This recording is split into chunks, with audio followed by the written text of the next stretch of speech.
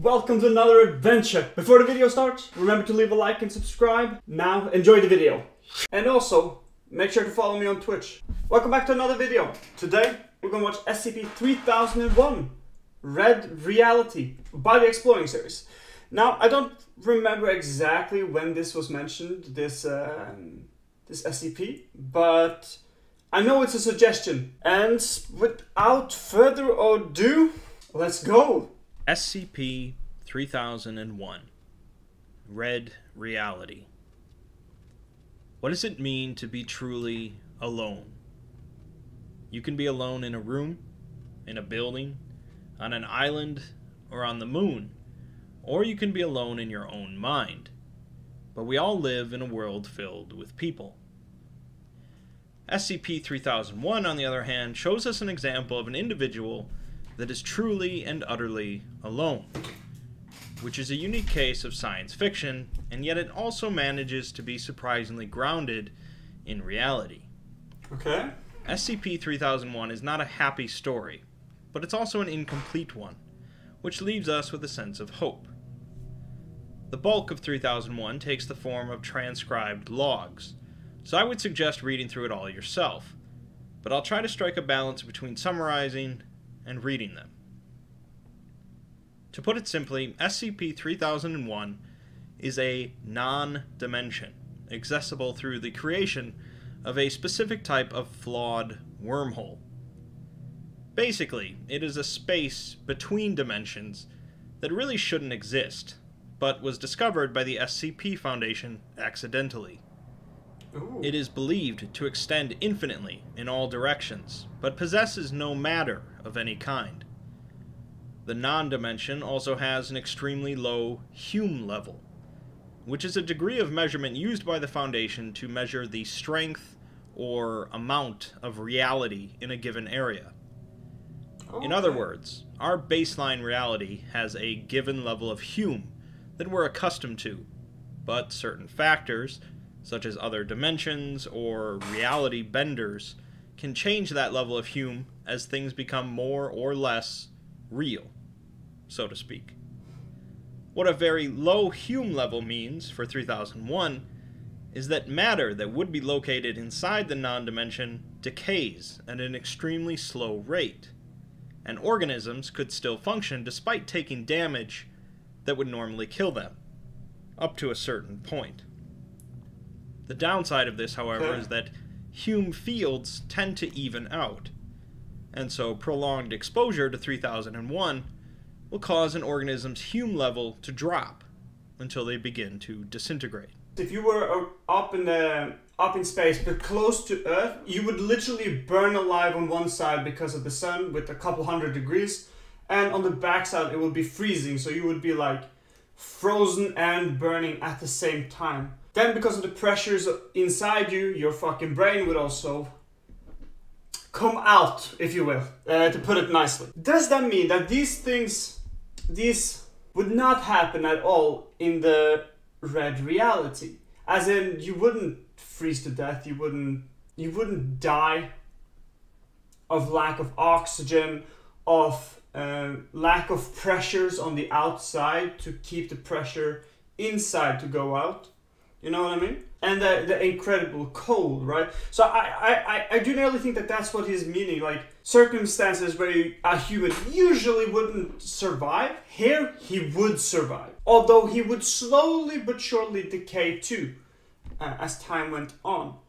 But that's interesting though, because, I mean, think about it. Is it then a way to preserve life better in a sense? You know what I mean? Because it's a lack of decay? Well, okay, imagine this. You have some really valuable stuff, right? You don't want anybody to take it. So you send it to the Red Reality. And then it's there, but it doesn't get decayed that quickly. The environment is not affecting the material in the way it's doing in our reality. I mean, for preservation and experiment purposes, of course. I mean, for the Foundation itself. But that's curious. I wonder how it acts. I mean, it's a reality between realities in a sense, right? It's not sure that physics will actually work the way it works here as well. So that's I think there's a lot of possibilities with this one.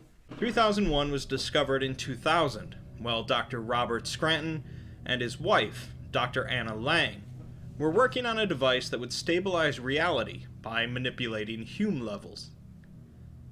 Unexpected seismic activity at the site damaged several experimental reality stabilizers, creating one of those specific wormholes, which proceeded to pull Robert into the non-dimension before closing. Oh shit. We are then presented with a large number of logs, transcribed from audio recordings made by Robert. For the first 8 days of Robert being inside 3001, he attempts to navigate the non-dimension to find a way out while going through periods of panic, confusion, and anger. He eventually makes his way over to a control panel that had gone through the wormhole with him, although he doesn't realize at first that it is actively recording. He makes several recordings, presumably for his own benefit, as he states his name and date of birth, mentions his favorite color is blue, and his favorite song is Living on a Prayer, and that he loves his wife, Anna. Before long, he notices a flashing light on the control panel, and realizes that the machine is working and recording.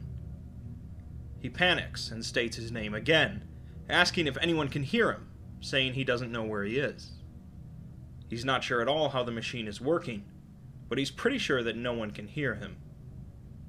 He also notes how hungry and thirsty he is, saying that he should have died of dehydration by now, an effect of the low Hume level, although it will take Robert some time to realize this.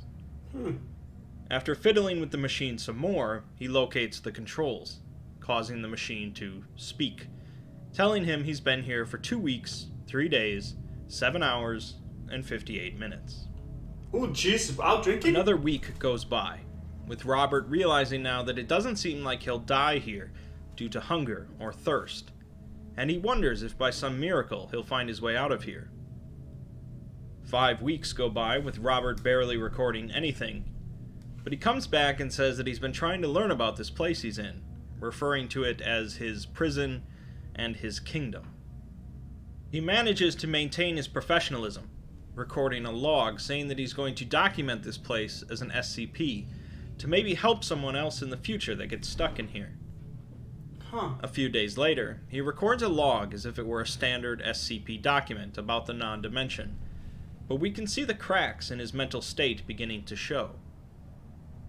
The only light source in the entire non-dimension is a small red light on the control panel, so he's been using that as a marker for his explorations. He also notes that he's felt an itch or a tingle across his head recently, but only if he concentrates on it. He next realizes that although he's thought he's been walking on flat ground this whole time, there really shouldn't be anything to walk on in this place, and now he notes that it's felt more like he's been swimming through something that's been applying pressure, like a thick black gel. He now realizes that by concentrating, he can actually move vertically as well as horizontally, again using the red light as his reference point, or as he calls it, Little Red. He understands a bit more about the location he's in now, knowing that it was caused by a problem with the reality stabilizer. He does some math, and apparently figures out how low the Hume level of this non-dimension is, but is not sure of the effects of that, as he's mostly worked with above-average Hume levels. At this point, he really begins talking to the red light directly, as if it were a person. He seems to be speaking to it and imagines responses coming back from it, but this is pretty understandable given the situation. Yeah, he's starting to lose his mind. I mean, no wonder, dog. Imagine being at a place for over 5 weeks and then having nothing to talk to, nothing to look at, nothing to see other than a red light, obviously. Man's gonna lose a little bit of thought and coherence. By using his own mind, he can sort of control the way he moves in this new reality. Now, why is that? That's the fascinating part. Is it that because he is from a higher reality, he can bend, warp, move with more precision due to the Hume level? As if the level of Hume determines the reality that takes place. Does that make sense? So I look upon it nearly like it's simply that the one with the most human level is the one who decides reality in that time and space. Now, I don't know. I think it's more like a playful idea than probability, but it does give a little bit of some leeway to why he can control his movement by thought. But I think it's really cool. It's a cool idea. But man, yeah, no, I do feel bad for him. He's losing his mind. Robert's scientific mind allows him to keep focus, however, as he continues to perform calculations to help him understand 3001. He learns that the reality stabilizer that sent him and the control panel here cranked up their Hume levels to a few times normal level, meaning that it will take longer for them to equalize with 3001 and disintegrate. By his calculations, he has about 3 years or so before he's gone, and he believes he'll have something figured out by then. 3 years. The tingling feeling he's had is his Hume level starting to diffuse. Robert's next log reads, "Hey, Red. I'm gonna have to go for a bit. I want to test something, and you can't come with me. I'm sorry. No, Red, I'm really, really sorry. I want you to come, I do, but if we're together, the diffusion will increase faster. We both need as much time as possible. I need to figure this place out more, and you need to make sure you keep all that info in your head. Red, come on. You'll be fine, Red. I know you will. You're tough. A lot tougher than me. It'll only be for a bit, Red, but I need to see if I can find a way to keep us alive a bit longer. Oh, this is so sad. Maybe even get us out of here. If I can contain enough field, I can maybe even get us out. No, I'm not sure, but I need to find out. Red, we're talking about possibly escaping, okay? Yeah, it's a gap. A gap should have an end, like the walls of a canyon, understand? I need to find a wall, and then I can... I'm sorry, Red. I hope we're still friends when I come back. I'm going now. I'll see you soon." The control panel didn't record anything for nearly 4 full months, when suddenly Robert returned, far less hopeful than when he left. He says that this place is hell, and it goes on forever. He traveled in a single direction for 2 months before turning around. He then wonders if he let himself fall down long enough, would he eventually hit a bottom? More than 4 months go by before Robert returns again, saying there is no bottom either. This is the point where Robert's mental state really begins to deteriorate, as he asks Red if he's ever been married, or had kids. Yeah, I mean, obviously, dude. Dude, come on now. That is, oh god. He's losing it. Absolutely losing it. So he said earlier that he estimated that he had about 3 years before it was over. So that means that my first assumption about the place as a mechanism to preserve, right? Because it was lower reality, so I thought, okay, lower levels of reality, lower levels of decay. Not true. Turns out that the reality with the lower Hume level determines sort of the line of which everything will eventually become. That was really badly put. But the question then is, if you go to a world where the Hume level is higher, will the opposite take place? Will items, beings with lower Hume level rise to the Hume level of a different reality that has a higher one? Sort of like, let's say you have a glass of water, it's 10 degrees Celsius, and then you put it in a room which is 50 degrees Celsius. Eventually, the water too will be 50 degrees Celsius. So in the same fashion, would I, as a being, reach a higher Hume level? And would I last longer as a consequence?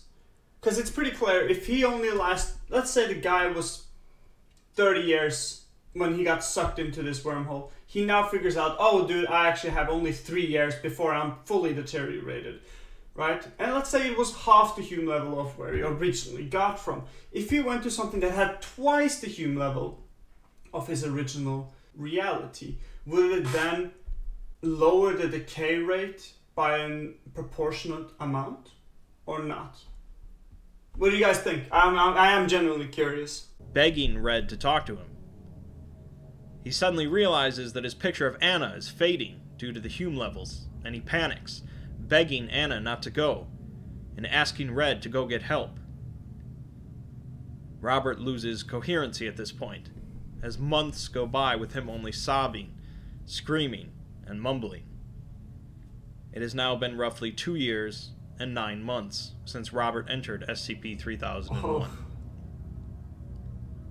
Robert finally manages to return and make another recording, although his voice is now distorted due to both his own and the control panel's Hume levels dropping. He says that he can't feel his legs anymore, and he's not even sure if he's real anymore, but he knows he doesn't want to die yet. He says he went in a straight diagonal line for 6 months, and fell down for 8 months, but still found no end. He tells Red that he and Anna were planning to name their kid Lucy. His hand begins to break apart, resembling a spider web, but he still retains his knowledge of science, continuing to do calculations on 3001.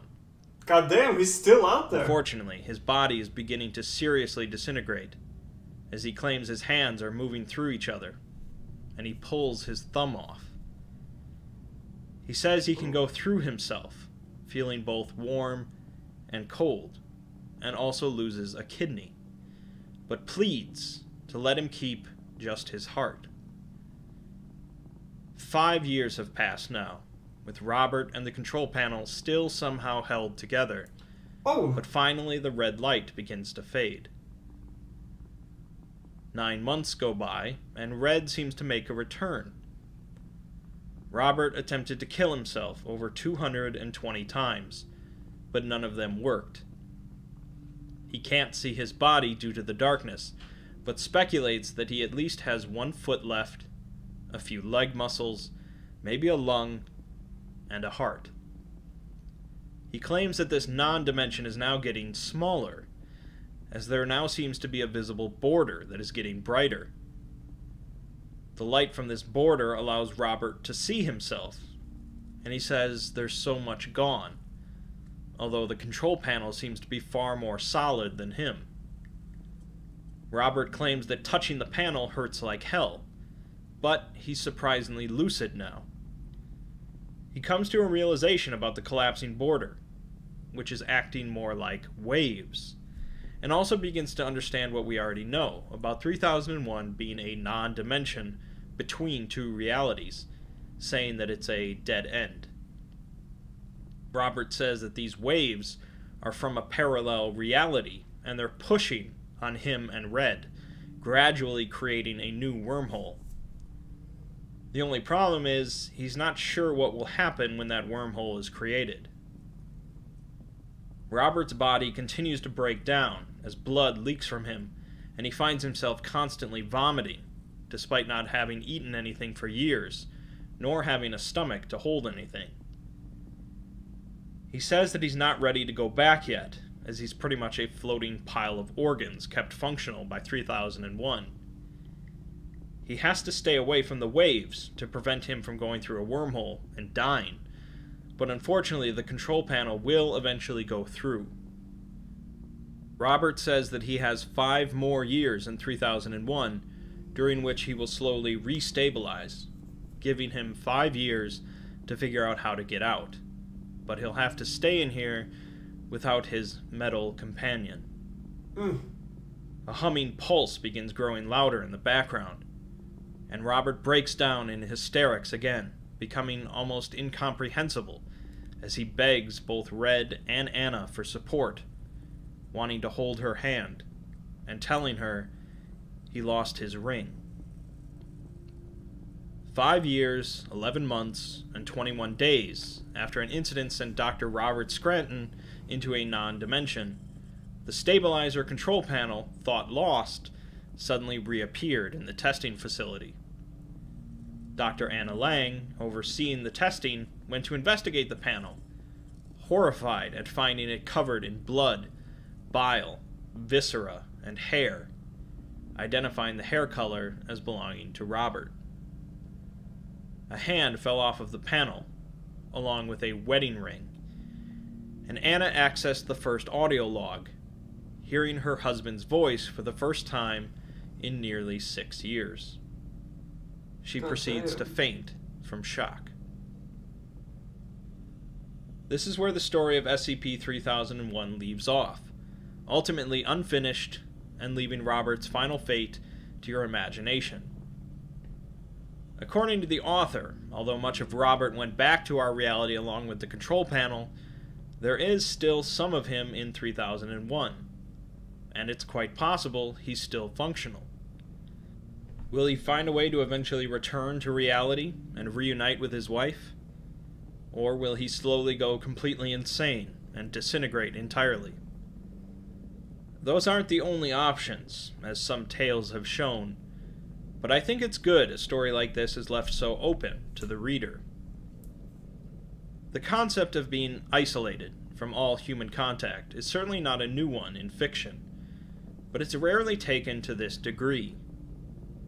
Not only was Robert left stranded with only a machine to talk to, he was left in near total darkness and had no way of ending his life.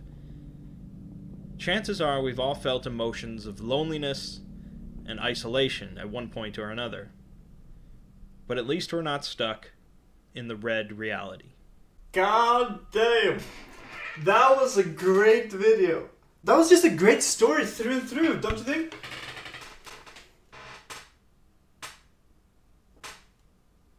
Did my light just turn off? What the shit, Doug? Oh god, no, they're watching me. Through and through though. Oh, hello? There you go. Through.